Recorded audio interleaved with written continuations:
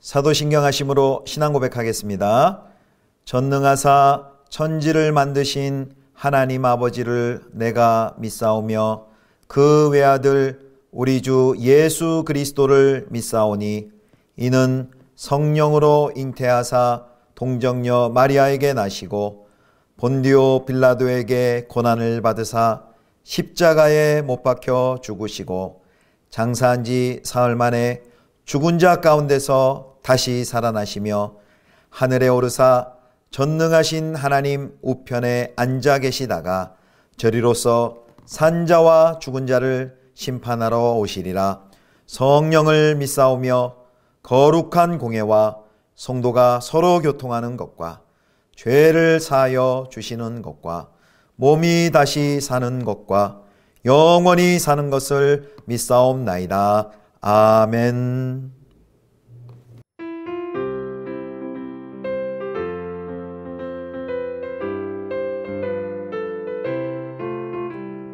주 십자가를 지심으로 죄인을 구속하셨으니 그 피를 보고 믿는 자는 주님의 진노 면하겠네. 흉악한 죄인 회수라도 예수는 늘 구원하네. 온몸을 피에 담글 때에 주님의 진노 면하겠네. 내가 그 피를 유월절 그 양의 피를 볼 때에 내가 널 넘어서 가리라. 심판할 때에 모든 백성 행한 일대로 보응받네. 주님의 피로 죄 씻으면 주님의 진노 면하겠네. 내가 그 피를 유월절 그 양의 피를 볼 때에 내가 널 넘어서 가리라. 그 주의 사랑 그 신은혜 보혈의 능력 의지하세. 심판의 불이 내릴 때에 주님의 진노 면하겠네. 내가 그 피를 유월절 그 양의 피를 볼 때에 내가 널 넘어서 가리라.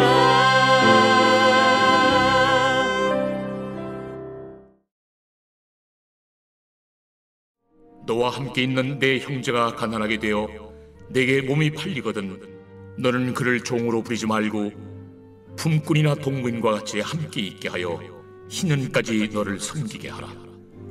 그때에는 그와 그의 자녀가 함께 내게서 떠나 그의 가족과 그의 조상의 기업으로 돌아가게 하라.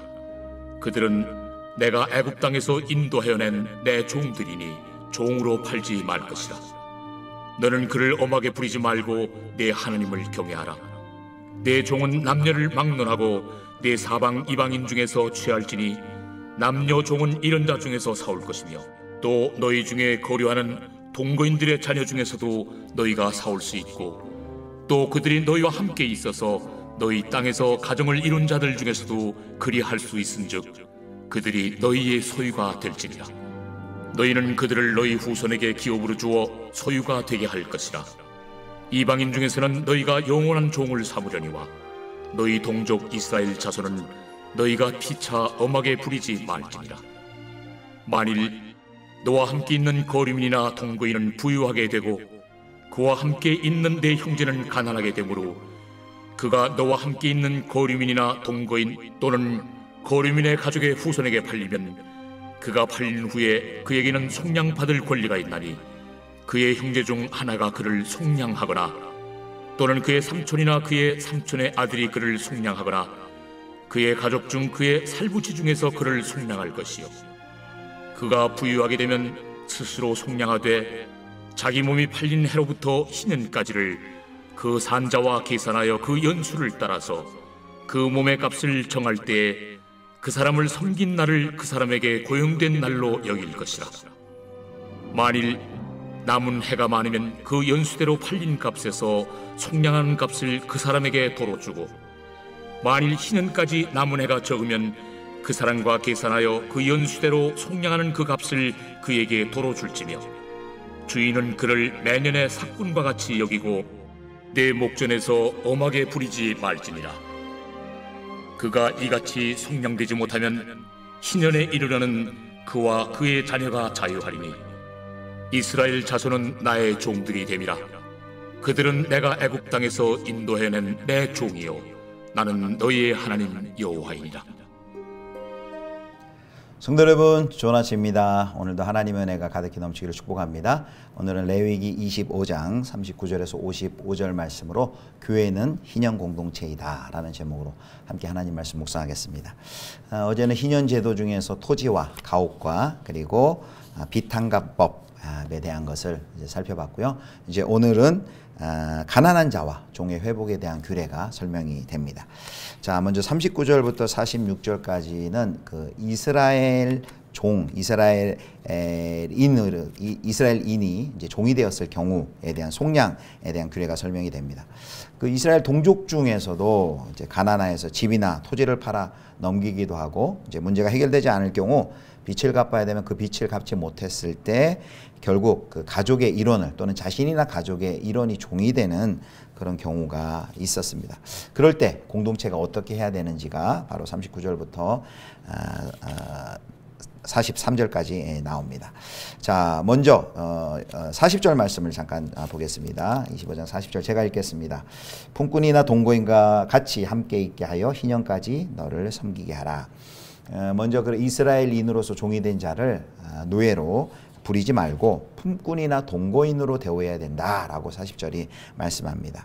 이제 엄하게 부려먹거나 착취하거나 해서는 안 된다는 것이죠. 여기 급여를 주고 고용한 일꾼처럼 존중하며 대우해야 된다라고 말을 합니다. 이스라엘인인 종들은 그래서 언제든지 값을 지불하고 해방되기도 하고, 그리고 친족의 도움으로 어제 살펴봤죠. 구속, 고엘, 친족의 도움으로 그렇게 구속되기도 하고, 또 그마저 오려면 희년에는 50년째는 해방이 될 수 있었습니다. 그렇게 하는 신학적인 이유가 38절에 나와 있는데요. 38절 말씀 제가 읽겠습니다. 나는 너희의 하나님이 되며 또 가나안 땅을 너희에게 주려고 애굽 땅에서 너희를 인도하여 낸 너희의 하나님 여호와이니라. 하나님께서 이스라엘에서 종되었던 이스라엘 백성들을 구원해 내셨습니다. 하나님께서 이스라엘 백성들을 구원해 내셨기 때문에 이스라엘 백성들은 하나님의 백성이요 하나님의 자녀, 하나님의 소유입니다. 그러니 하나님의 자녀들끼리 서로를 종으로 삼아서는 안 됩니다. 하나님이 은혜로 해방되어서 선물로 베푸신 그 땅에서 풍요를 누리고 있음을 기억한다면 세상의 방식으로 형제를 착취하고 부려서는 안 된다라는 것입니다. 자, 그 다음에 이제 두 번째는 이제 첫 번째 우리가 39절부터 43절까지는 이스라엘인으로서 종이 된 경우인데요. 44절부터 46절에는 이제 이스라엘이 소유한 이방인 종에 대한 규례를 설명을 하고 있습니다.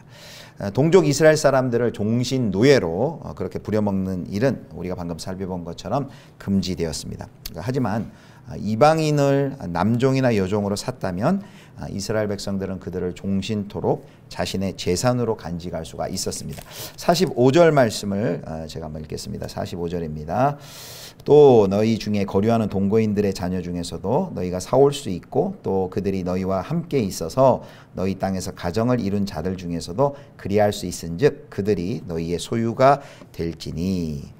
그래서 그들이 이스라엘 사람들이 사들인 종신 노예들은 외국에서 온 이방인이거나 또 이스라엘 땅에 거주하는 이방인, 거류민과 그들의 자녀일 수 있고요. 그래서 이들 이방인 노예들은 또한 자녀에게 넘겨줄 수 있는 일종의 이제 상속 재산이 됩니다. 자, 두 번째가 이제 이스라엘인이 소유한 이제 이방인 종에 대한 규례였다면, 이제 세 번째는요. 자, 이방인에게 종이 된 이스라엘인에 대한 것입니다. 이방인에게 종이 된. 첫 번째는 이제 이스라엘인이 이스라엘인에게 종이 된 경우, 두 번째는 이스라엘인이 이방인의 종을 가지게 된 경우, 이제 세 번째는 이스라엘인이 이방인에게 종이 된 경우, 그 속량 규례가 47절부터 55절까지 나옵니다. 이 가나안 땅에 거주하면서도 자기의 동족도 아니고 이방인에게 팔리는 이방인에게 종으로 팔리는 그런 경우가 있었습니다. 이거 참 대단히 불행한 일이죠. 자기 동족인 이스라엘 백성들에게 동족의 종이 되는 것이 아니라 그 가나안 땅에 거하는 이방인의 종이 되는 것은 참 불행한 일인데, 그렇게 이방인에게 종이 팔렸다는 것은 하나님께서 이 공동체의 책임을 묻습니다. 먼저는 이스라엘 공동체가 그 올바른 역할을 감당하지 못했다는 뜻입니다. 그래서 이방인의 종이 된 이스라엘 사람을 속량하는 기본적인 책무는 이스라엘 공동체에 있습니다. 그래서 그것을 공동체가 되돌리는 방법을 가르쳐 줍니다. 자, 25장 48절 49절을 제가 읽습니다. 그가 팔린 후에 그에게는 속량받을 권리가 있나니 그의 형제 중 하나가 그를 속량하거나 또는 그의 삼촌이나 그의 삼촌의 아들이 그를 속량하거나 그의 가족 중 그의 살부치 중에서 그를 속량할 것이요 그가 부유하게 되면 스스로 속량하되. 아멘. 이렇게 속량하는 사람을 어제 살펴본 것처럼 무르는 자, 고엘, 구속자라고 부르죠.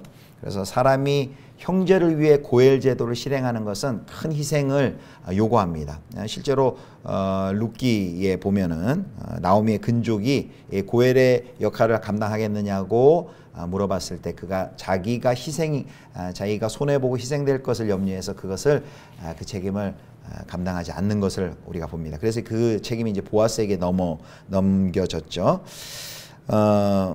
고엘제도의 의무를 지는 순서가 나와 있는데요. 먼저는 이제 형제고요.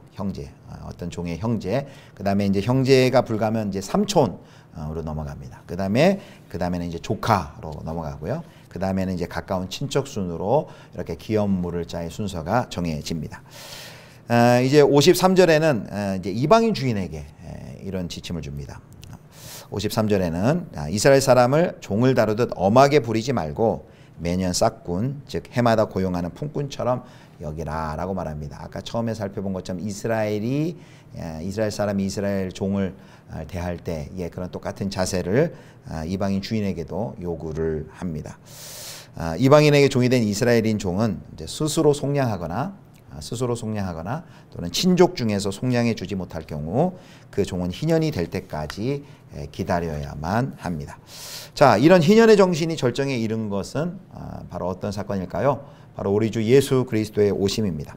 누가복음 4장 18절에서 19절에 보면 예수님께서는 첫 번 그 설교에서 이사야 61장 1절에서 3절을 인용하십니다. 자, 누가복음 4장 18, 19절을 제가 읽습니다.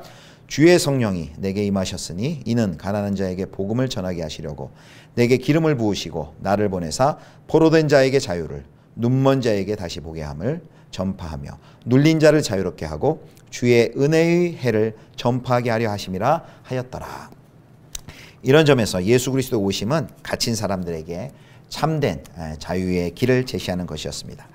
그래서 이러한 사실을 이제 명확하게 이해했던 예수 그리스도의 죽으심과 또 부활을 경험했던 그 사도들은 오순절 성령 강림 사건 이후에 자신들이 바로 메시아로 말미암은 종말 공동체라는 것을 인식했습니다. 그래서 초대교회인 예루살렘 교회는 모두 자신의 소유를 자신의 것이라 주장하지 않고 자신의 것들을 팔아서 가난한 이웃들에게 나눠주는 그 유무상통의 공동체를 이루었던 것입니다. 바로 사로잡힌 자들에게 이러한 자유와 그리고 이런 참된 해방을 선포하는 이런 종말론적인 희년은 예수 그리스도께서 오셔서 이루셨고, 그리고 이제 다시 예수님께서 이 땅에 재림하여 오셔서 새하늘과 새 땅을 이루실 때 이제 참되고 온전한 희년을 우리가 경험하게 될 것입니다. 바로 우리가 이런 종말론적인 소망을 가진 우리 교회가 하나님의 교회들이 바로 희년 공동체인 것입니다. 하나님의 은혜의 은혜의 때를 증거하고 참 자유와 그리스도 안에서의 참 자유와 해방을 증거하는 바로 희년 공동체가 바로 우리 교회인 것입니다. 사랑하는 성도 여러분, 바로 우리 곁에 있는 많은 악과 죄 때문에 고통하며 신음하며 가난하고 소외된 우리 이웃들에게 이 희년의 은혜를 선포하는 우리 예수비전교회 모든 성도님들 되실 수 있기를 주님의 이름으로 축원합니다. 기도하겠습니다. 하나님 아버지, 예수 그리스도의 은혜로 우리를 속량하여 주시사 우리를 희년 공동체로 삼아 주신 것 감사드립니다. 그 은혜를 우리도 우리 주변과 이웃, 어둠 가운데 있고 죄악에 고통당하고 있는 가난하고 소외된 많은 사람들에게 그 희년의 은혜를 증거하는 저희 예수비전교회가 될 수 있도록 주께서 인도하여 주옵소서. 우리 구주 예수 그리스도의 이름으로 기도드립니다. 아멘. 주기도문 하시겠습니다.